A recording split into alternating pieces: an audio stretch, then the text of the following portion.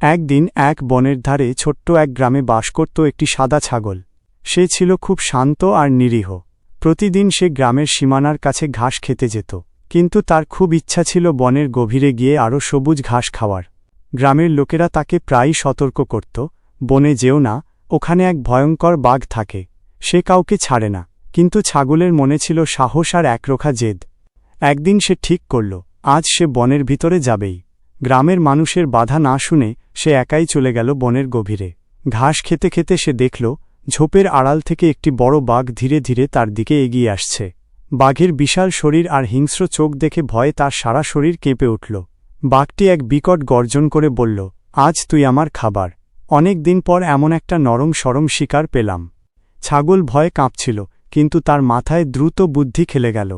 সে বুঝতে পারল, শুধু ভয় পেলে চলবে না, তাকে বুদ্ধি খাটাতে হবে।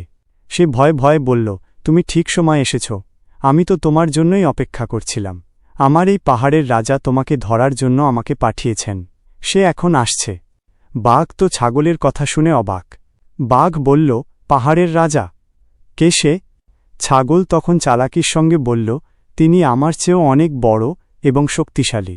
তিনি এই বনের সব বাঘ আর সিংহকে ধরে ফেলেন। তার সৈন্যদের পায়ের শব্দও শোনা যাচ্ছে। বাঘ ভয়ে চারদিকে তাকিয়ে দেখল, দূরে কিছু গরু দৌড়ে আসছে। গরুগুলোর পায়ের ধুলোয় পুরো এলাকা আচ্ছন্ন হয়ে যাচ্ছে।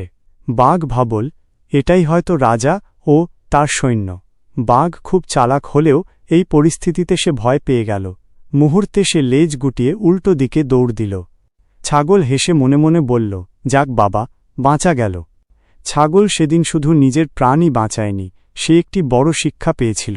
সে বুঝেছিল যে বুদ্ধি আর সাহস থাকলে দুর্বল ও শক্তিশালীকে হারাতে পারে। শারীরিক শক্তি সবসময় জয়ী হয় না, বরং বুদ্ধির কাছে তা হার মানতে বাধ্য। এর পর থেকে ছাগল আর বনের গভীরে যেত।